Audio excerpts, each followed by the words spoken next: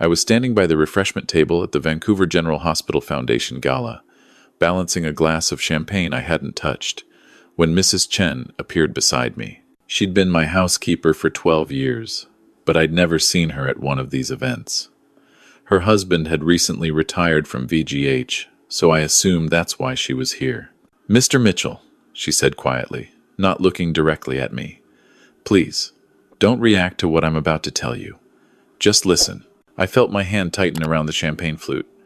Mrs. Chen wasn't the dramatic type. In all our years together, she'd been nothing but steady, reliable, almost invisible in the way good help tends to be. If she was approaching me like this, something was very wrong. "Last Tuesday," she continued, her voice barely above a whisper, "I saw your son David at the house with a woman. They were taking photos of every room, professional photos, with a camera on a tripod. When I asked David what was happening, he said you'd asked him to get the house appraised for insurance purposes." My throat went dry. I hadn't asked David to do any such thing. "I didn't think much of it until yesterday," Mrs. Chen went on. "My daughter, she shows me how to use the computer, how to look at houses online. For fun, I search West Vancouver properties. And there it is, Mr. Mitchell, your house. Listed as coming soon on Sotheby's website. $3.2 million. The gala's live band was playing something upbeat, but all I could hear was the blood rushing in my ears. My house. The house Margaret and I had bought 42 years ago when David was just a baby. The house where we'd raised both our children. The house where Margaret had died 3 years ago, in our bedroom, with me holding her hand. "There's more," Mrs. Chen said. "2 weeks ago, I saw papers on the kitchen counter. David must have left them by accident. They were from a lawyer's office. Something about incompetency proceedings and guardianship. I didn't understand all the words, but I took a photo with my phone. I can show you." I wanted to tell her she was mistaken, that David would never do something like this. But even as the thought formed, I realized it would explain so many things that had been happening over the past few months. The keys that kept going missing. I'd blamed my age, thought maybe I was becoming forgetful, but they always reappeared in odd places, places I knew I'd never put them. The doctor's appointments that somehow got canceled without my knowledge. I'd show up to find no record of my booking, looking like a confused old man to the receptionist. The medications. Just last week, I'd opened my blood pressure prescription to find it replaced with something else entirely. When I'd mentioned it to David, he'd looked concerned and suggested that maybe I'd mixed up my pills myself. "It happens, Dad," he'd said gently. "Maybe we should talk about getting you some help around the house. More help than Mrs. Chen, I mean. Professional care."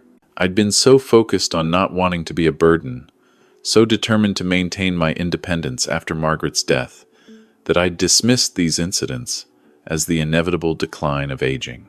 But they weren't random at all. They were calculated. "Mrs. Chen," I managed to say, "why are you telling me this?" She finally looked at me, and I saw tears in her eyes. "Because, Mr. Mitchell, in China, this happened to my mother, my older brother. He convinced everyone she is losing her mind. He put her in a home, sold her house, took all her money. My mother, she died 6 months later. Heart was broken. I was too far away, couldn't protect her. But I can protect you." Before I could respond, I heard David's voice behind me. "Dad, there you are. I've been looking everywhere for you." Mrs. Chen melted away into the crowd as David approached, his wife Jennifer beside him. My son looked successful in his tailored suit, his smile confident. He'd inherited Margaret's looks, her blonde hair that was just starting to gray at the temples, her blue eyes. But looking at him now, I wondered if he'd inherited anything of her heart. "Having fun?" David asked, placing a hand on my shoulder. The gesture that should have felt warm now felt like a brand. "Just fine," I said, forcing my voice to remain steady. "Listen, Dad, Jennifer and I have been talking. That house is getting to be too much for you, isn't it?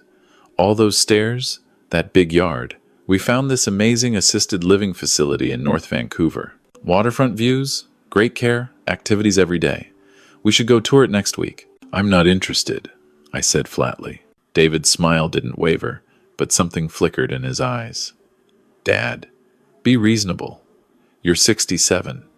Mom's been gone 3 years. That house is too big for one person. And I have to be honest, I'm worried about you. The confusion, the missed appointments, the medication mix-ups. These are signs, Dad. Early dementia, maybe. We need to be proactive. I said I'm not interested. We'll talk about it later, David said, his tone taking on that particular patience people use with children and the elderly. When you're thinking more clearly, he steered Jennifer away, and I stood there, gripping my champagne glass so hard I was surprised it didn't shatter. That night, I couldn't sleep. I sat in my study, the one where Margaret and I used to read together in our matching leather chairs, and I started going through papers, bank statements, investment accounts, legal documents. Everything seemed in order, but then I found it, a document at the bottom of a drawer, one I didn't remember filing there, an application for conservatorship, partially filled out in David's handwriting. My name, his name, a doctor's signature I didn't recognize.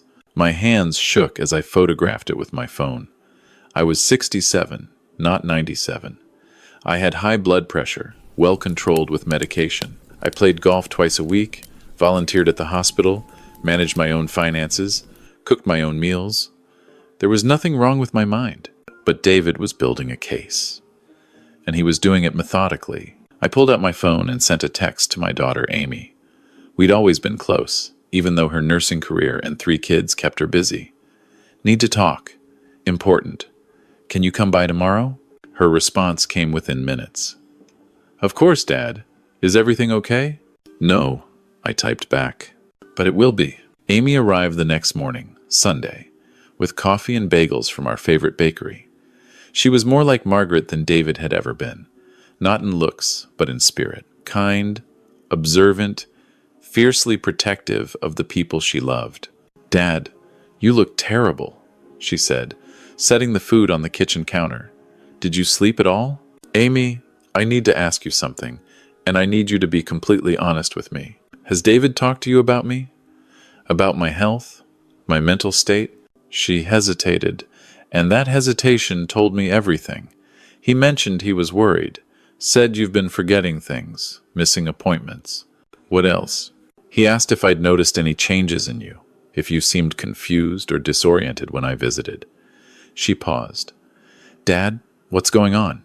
I showed her everything. Mrs. Chen's photos of the house listing, the conservatorship paperwork. I told her about the medications, the canceled appointments, the missing keys. As I talked, I watched the color drain from her face. That son of a... She stopped herself, pressing her fingers to her temples. Dad, David's company is in trouble. His development project in Surrey, the one he's been so secretive about, it's underwater. He needs capital, needs it desperately. Mark, you know, my husband's cousin who works at the bank, he mentioned something about David coming in for emergency loans being denied. How much does he need? $2.5 million? Maybe more. The exact amount that could be freed up if I went into care and the house was sold. Dad, we need to talk to a lawyer, Amy said.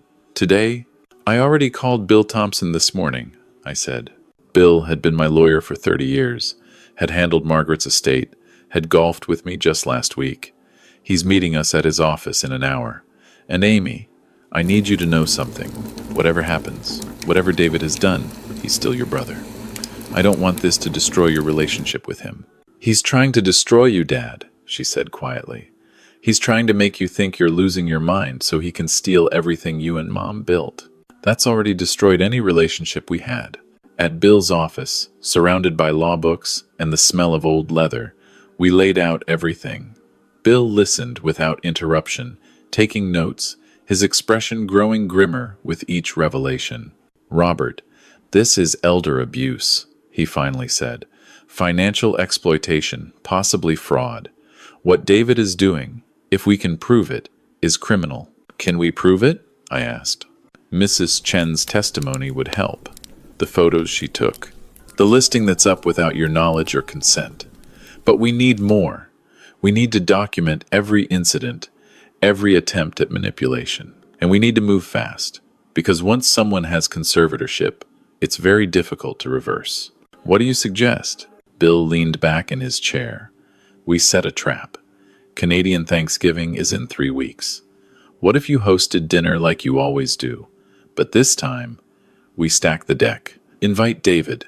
Make him think everything is normal. But also invite me, perhaps as a family friend. Maybe Dr. Singh. You know he's semi-retired now, but he's known you for 20 years. People who can testify to your competency. And then we confront David with the evidence. At Thanksgiving dinner? Amy asked. Isn't that a bit dramatic? Sometimes dramatic is necessary, Bill said, and there's precedent for it. Family interventions work best when there are witnesses, when the accused can't later claim the conversation never happened or was misremembered. Plus, David will be off guard. He'll think he's coming to a normal family dinner. I thought about Margaret. She'd love Thanksgiving. The planning, the cooking, the family gathered around our big oak dining table. It felt wrong to use her favorite holiday for this. But then I thought about what David was trying to do, how he was willing to destroy his father's life, his independence, his dignity, for money. Margaret would have been heartbroken, and she would have wanted me to fight back. Let's do it, I said. The next 3 weeks were among the hardest of my life. I had to pretend everything was normal, had to interact with David as if I didn't know what he was planning. He came by twice, each time pushing harder for me to tour assisted living facilities, each time mentioning my supposed confusion and forgetfulness. Dad, I found these in the mailbox, he said during one visit, holding up 3 envelopes. You forgot to bring in your mail again. See, this is what I'm talking about. I hadn't forgotten. Mrs. Chen had checked the mail that morning, as she always did, but I couldn't prove it without revealing what I knew. You're right, I said instead. I must have forgotten. I hated the look of satisfaction in his eyes. Mrs. Chen became my secret ally. She documented everything, took photos, kept a detailed log of every time David came to the house, every strange occurrence. She also shared more about her mother's story. Late one afternoon when we were sitting in the kitchen. Her name was May, Mrs. Chen said softly. She was a teacher, very sharp, very strong. But my brother, he was in debt, gambling. He needed her house money. So he started telling people she was forgetting things, mixing up names. He would hide her glasses, her keys, then act worried when she couldn't find them. Exactly what is happening to you. How long did it take? 6 months from when it started to when he had her declared incompetent. 6 months to destroy a lifetime of respect and independence. She died in the care home. They said it was heart failure. But I know it was a broken heart. She felt abandoned, betrayed by her own son. I'm sorry, Mrs. Chen. I can't imagine how painful that must have been. It's why I will not let it happen to you, Mr. Mitchell. When I took this job 12 years ago, Mrs. Margaret, she was so kind to me. When my husband got sick, when we had medical bills, she helped us. Never told you, but she paid for his surgery. Said it was a bonus, but I knew. She had a good heart. I cannot let her husband be treated this way. I felt tears prick my eyes. I'd had no idea Margaret had done that, though it didn't surprise me. She'd always been generous, sometimes to a fault. After this is over, I said, I want to set up a scholarship fund in your mother's name for elderly care awareness, preventing elder abuse. Would that be okay? Mrs. Chen squeezed my hand. Mrs. Margaret would like that very much. Meanwhile, Bill was preparing. He'd contacted Dr. Singh, my physician of 20 years, who agreed to attend the dinner and bring recent medical records, proving I had no cognitive impairment. Bill also found the doctor whose signature was on David's conservatorship paperwork, a geriatric specialist named Dr. Wallace, whom I'd never met. Turned out David had paid him $500 for a preliminary assessment based solely on David's descriptions of my behavior. The doctor was mortified when Bill contacted him, admitted he'd never actually examined me, and agreed to provide a statement. Amy's husband, Mark, did some digging into David's finances. What he found was worse than we'd thought. David's development company had taken on too much debt, and the Surrey project had multiple liens against it. He owed money to contractors, to the bank, to private investors. He was drowning, and he'd clearly decided his father's assets were his life raft. The Wednesday before Thanksgiving, David called. "Dad, I need to talk to you about Monday. Jennifer's parents want us to visit them this year. Would you mind if we skipped Thanksgiving at your place?" This wasn't part of the plan. I needed him there. "Actually, I would mind," I said. "I'm doing a big dinner this year. Amy's coming, the grandkids. I've invited Bill Thompson and Dr. Singh too. They've both lost their wives, you know. Seemed like the right thing to do.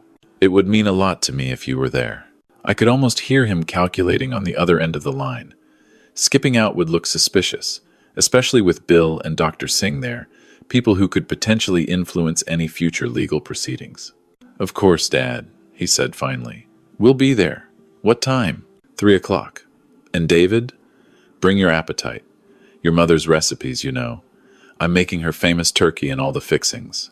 Thanksgiving Monday arrived cold and gray. Typical October weather in Vancouver. Mrs. Chen had come in early to help with the cooking, though truthfully, I think we both needed the distraction. The house smelled like sage and roasting turkey, like butter and cinnamon from the pies cooling on the counter. It smelled like every Thanksgiving Margaret and I had ever hosted. I'd set the big oak dining table with Margaret's good china, the set we'd received as a wedding gift 45 years ago.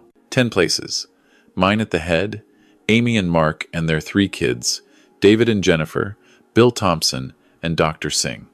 Mrs. Chen had set a place too, though she'd protested. "You're part of this family," I'd told her firmly. "You'll eat with us." Amy arrived first with the kids, Noah, 10, Emma, 8, and little Sophie, 5. They were loud and energetic, the way children should be, filling the house with life. David and Jennifer showed up precisely at 3, David carrying an expensive bottle of wine, Jennifer looking elegant in a cashmere sweater. "Dad, the house looks great," David said, kissing my cheek. The gesture made my skin crawl. "Smells amazing, just like Mom used to make." "Mrs. Chen helped," I said. "She's been invaluable." I saw something flicker across David's face at that, though I couldn't read it. Did he know Mrs. Chen was the one who'd blown his plans wide open? Or was he just annoyed that I was giving credit to the help? Bill and Dr. Singh arrived together, and we all gathered in the living room for drinks before dinner. The conversation was easy, comfortable. The kids showed Dr. Singh their latest art projects. Bill and Mark talked hockey. David and Jennifer made small talk, though I noticed Jennifer kept checking her phone. At 4 o'clock, I called everyone to the table. The turkey was golden and perfect, surrounded by all the traditional dishes.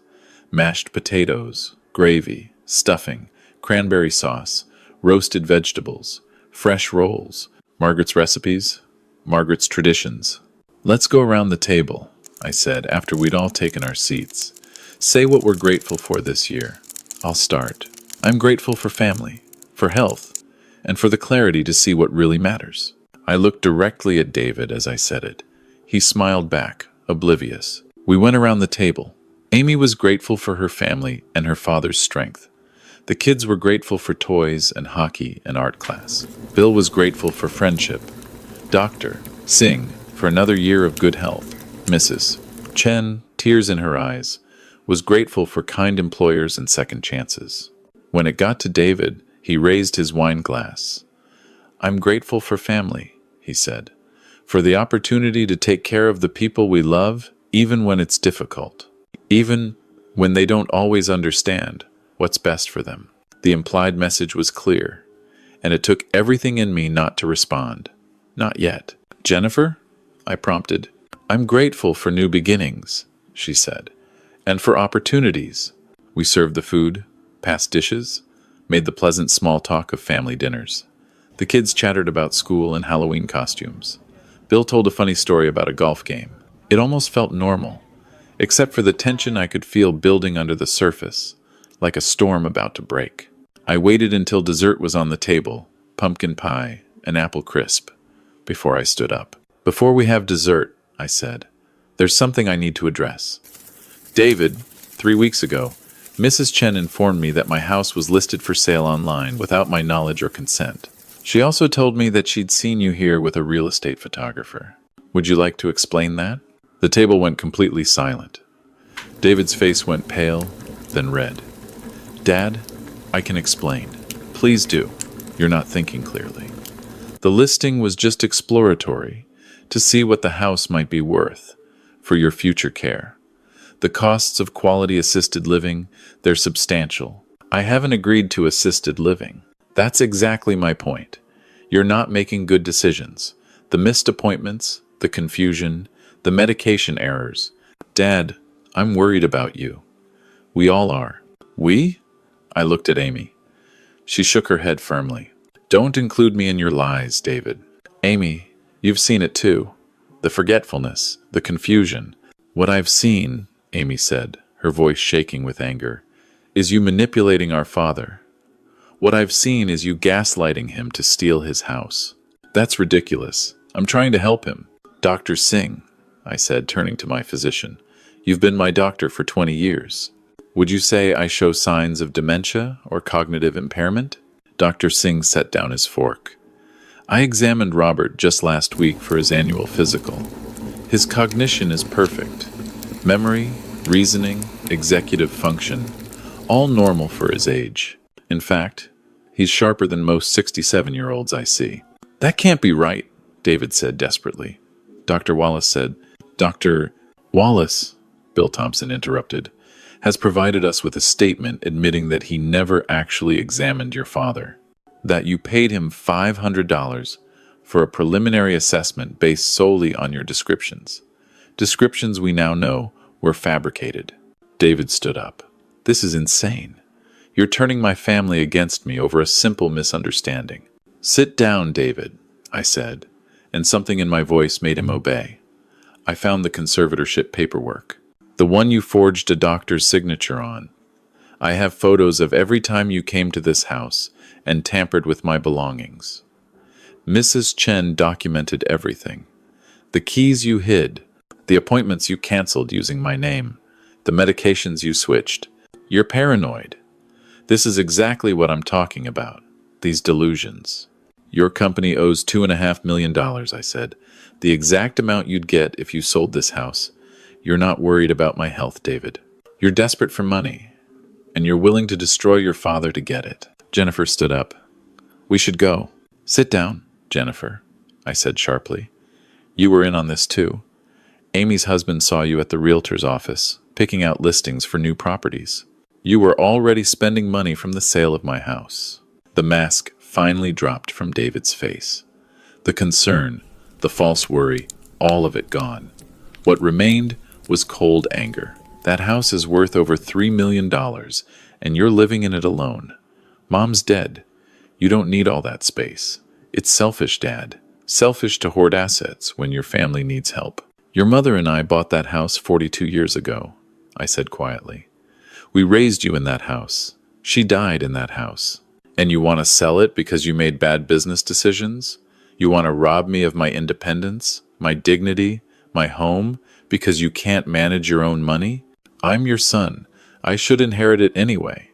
Inherit it when I'm dead, sure. But I'm not dead, David. I'm very much alive. And thanks to your little scheme, I've had Bill update my will. Amy is now the executor and primary beneficiary. You get nothing. David's face contorted with rage. You can't do that. I already did. Bill? Bill pulled out a folder. These are the updated estate documents, signed last week. Also in here are statements from Dr. Singh, Dr. Wallace, Mrs. Chen, and several other witnesses documenting your attempts to fraudulently obtain conservatorship. If you contest the will or continue any action against your father, I will file a police report for elder abuse, financial exploitation, and fraud. These are criminal charges, David. You could go to prison. This is insane, Jennifer said. David, we're leaving. One more thing, I said. That conservatorship paperwork you filed? Bill had it dismissed this morning. You have no legal claim to any of my assets. No guardianship, no power of attorney, nothing. David stood there, shaking with fury or fear or both. I'm your son. How can you do this to me? How can I? I felt my voice break. David, You tried to convince me I was losing my mind. You tampered with my medications. You were willing to lock me in a care home and sell everything your mother and I built. You betrayed me in the cruelest way possible. How can you ask me how I can do this to you? We needed the money. The company, it's everything I've worked for. Then you should have asked for help. Like a son, like family. Instead, you decided to destroy me. David and Jennifer left without another word, walking out of the house, out of my life. The door closed behind them, and I sank into my chair, suddenly, exhausted. Amy came around the table and hugged me. I'm so sorry, Dad. I'm so sorry he did this to you. Mrs. Margaret would be very proud of you, Mrs. Chen said softly. You fought back. You didn't let him win. The rest of the dinner was subdued, but not entirely sad. The kids, who'd been unusually quiet during the confrontation, slowly started talking again. We ate pie. Bill told another golf story. Dr. Singh examined the kids' Halloween candy haul and made them laugh by declaring it a public health emergency due to excessive sugar content. Later, after everyone had left except Amy and Mrs. Chen, we sat in the living room nursing cups of tea. What happens now? Amy asked. Now I live my life, I said. I've arranged for Mrs. Chen to get a significant raise and a scholarship fund in her mother's name. Bill is helping me set up better legal protections, medical directives, all of it. And you and I will talk more regularly. I don't want to burden you, but I also don't want to be isolated enough that something like this could happen again. You could never be a burden, Dad, Amy said. You're my father. I love you. What about David? Mrs. Chen asked quietly. I don't know, I admitted. Part of me hopes he'll get help, fix his business problems legitimately. Maybe someday apologize, and we can rebuild something. But right now, I need to protect myself, and I need to heal from the betrayal.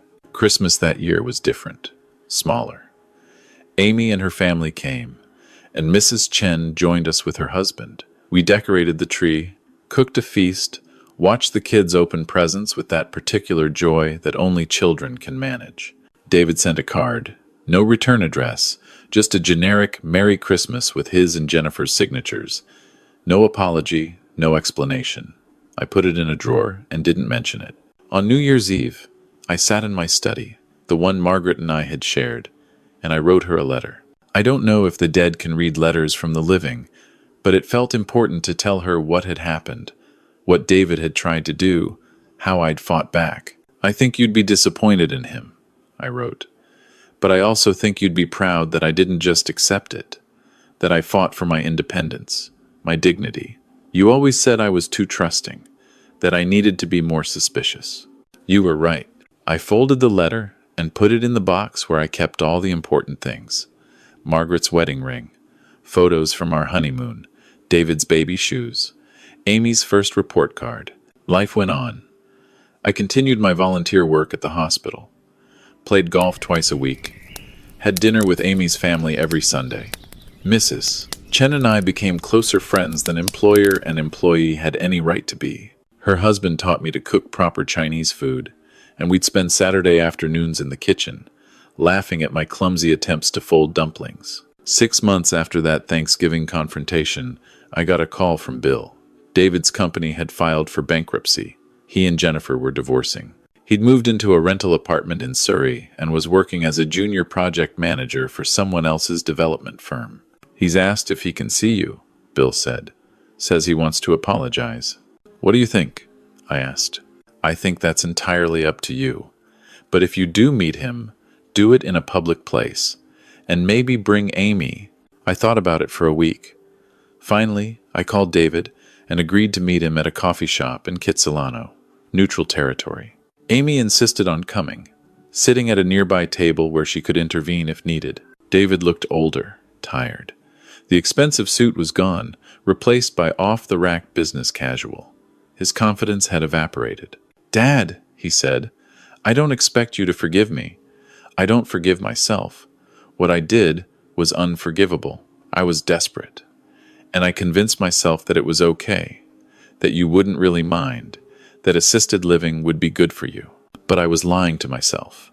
I knew exactly what I was doing, and I did it anyway. Why? I asked. That's what I can't understand. Why that way?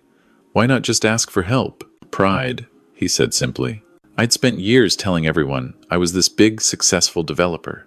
I couldn't admit I'd failed. And then I started thinking about the house, about how much it was worth, and it just seemed so wasteful for you to be there alone. I rationalized it, convinced myself I was actually doing you a favor. You tried to destroy me. I know. And I'll spend the rest of my life knowing that about myself, knowing what I'm capable of. Jennifer couldn't live with it either. She said she married a good man and woke up next to a monster. We sat in silence for a moment. The coffee shop was busy, full of students and young professionals, life going on around us. I can't have you in my life right now, I said finally. Maybe someday, but not now. The trust is gone, David, and without trust, there's no relationship. I understand, he said. But Dad, thank you for stopping me, for fighting back. If you hadn't, I'd have done it. I'd have put you in that home and sold the house and spent the money and destroyed you. You saved me from becoming that person completely. You saved me from myself. He stood to leave, then paused. Mom would have been ashamed of me. Yes, I said honestly. She would have been. After he left, Amy came over and sat down. You okay? I think so. He's not asking for forgiveness. Not really. He's just acknowledging what he did. Maybe that's the first step. Maybe someday we can rebuild something. But not now. Not now, Amy agreed. That summer, we hosted the first annual Mei Chen Memorial Scholarship Award ceremony at the house. 5 students from UBC nursing program received scholarships for studying elder care and abuse prevention. Mrs. Chen gave a speech about her mother, about the importance of protecting our elderly, about how dignity and independence should never be stolen from those who've earned them. Standing in my backyard, watching the young students accept their awards, watching Mrs. Chen wipe away tears of pride rather than sorrow, I felt something shift. The betrayal would always be there, always be part of my story. But it wasn't the whole story. I was 68 now, healthy, independent, surrounded by people who genuinely cared about me. I had my daughter and her family. I had friends. I had purpose. I had my house, the one Margaret and I had built our life in. And I had the knowledge that when someone tried to take all of that away, I'd fought back. I'd won. That night, I sat in my study and pulled out another piece of paper, another letter to Margaret. We did it, I wrote. We raised one child who knows what love and loyalty mean. That's not a failure. That's a success. And I'm still here, still in our house, still living the life we built together. He tried to take that away, but he failed. I'm still here, my love. I'm still here. I folded the letter and put it in the box with all the others. Outside, the summer sun was setting over the mountains, painting the sky in shades of gold and pink. Margaret's favorite time of day. The house was quiet but not lonely. Tomorrow, Amy and the grandkids were coming for dinner. Next week, Mrs. Chen and I were going to try making Peking duck from scratch. Life wasn't perfect. Life was complicated and sometimes painful and full of betrayals I never saw coming. But it was my life, my independence, my choice.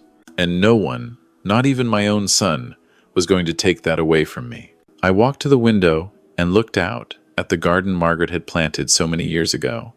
The roses she'd loved were blooming, red and pink and white against the green. Tomorrow, I'd cut some for the kitchen table, the way she used to do every summer evening. For now, I just stood there, in my house, in my life, victorious.